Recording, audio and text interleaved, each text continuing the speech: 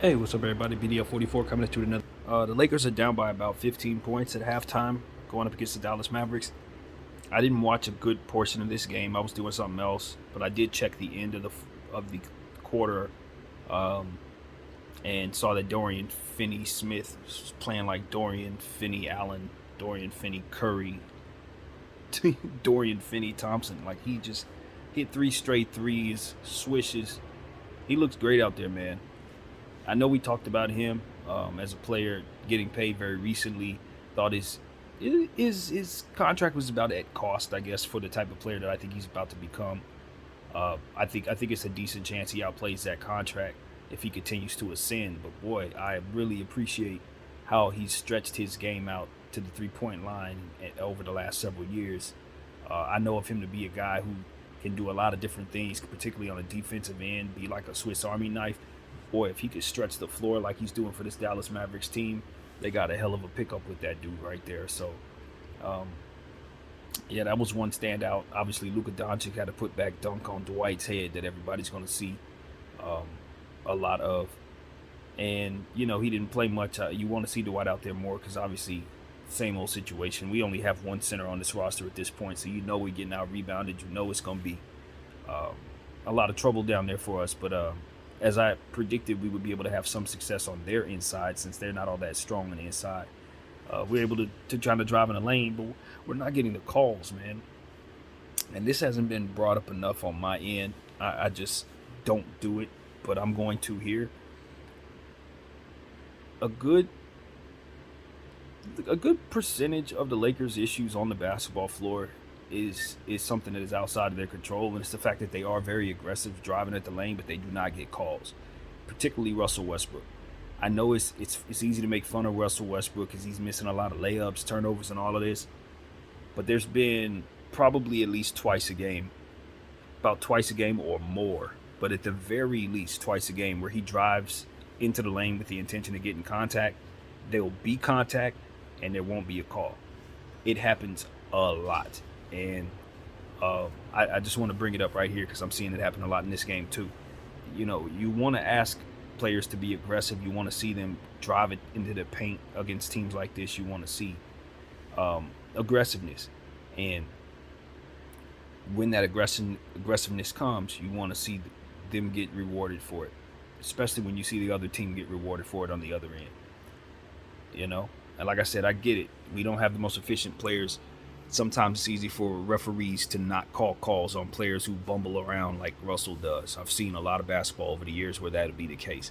If you have the itis, or if you got butterfingers or whatever, the referees will label you as somebody who has these issues and won't give you the calls that they'll give more efficient, more stable basketball players. I don't know if it's a psychological thing, but it's something that I've been seeing all my life.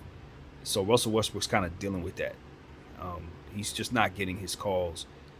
A lot of the layups are missed and all that stuff. Yeah, that's one thing, but there's contact there. So the Lakers have had a lot of things to think about. There's a lot of things to be dealing with, and I know bringing up the officiating is not something the Lakers are really thinking too much about at this moment. But I do think that we could make a bigger deal out of the fact that all season long this has been going on, and it has contributed to a lot of our problems.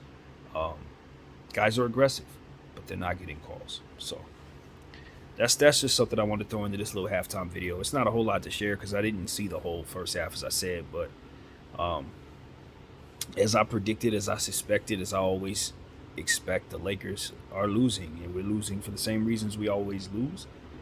Because our coach doesn't have a center out there, and to a bigger point, our GM hasn't rostered a decent center outside of Dwight Howard on this team.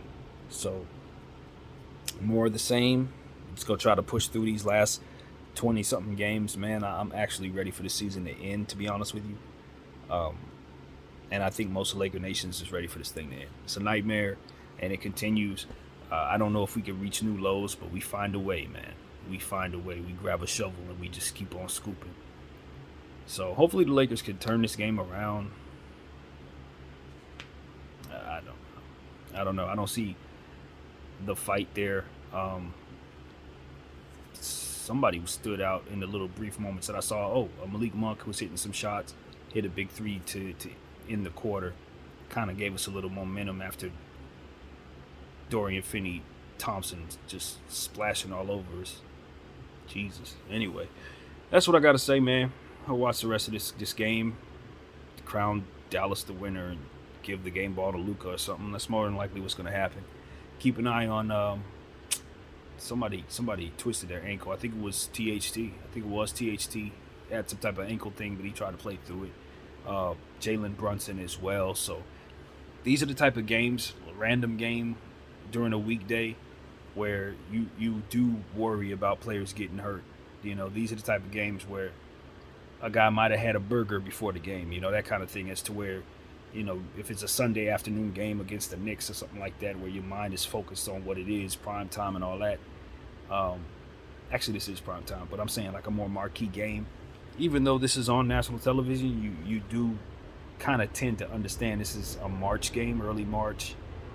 This is when guys start kind of taking their foot off the gas. This is kind of when guys get hurt sometimes, stuff like that. So just want to see continued good health out there, and more from the young players continue playing those guys. Stanley Johnson, I want to see him. Hopefully we can get Winyan. I think his name is Winyan. Out there and see what he could do for us. I like the idea of him having a long wingspan, 7'1", wingspan, 6'9" player. So that's definitely the type of power forward we want. So hopefully we can get some minutes out there. I don't even know if he's active tonight. I didn't think it would be this soon, but yeah, man. Lakers playing Dallas, halftime. That's pretty much what I got. I'll get back to y'all when the game's over. BDF 44. Peace.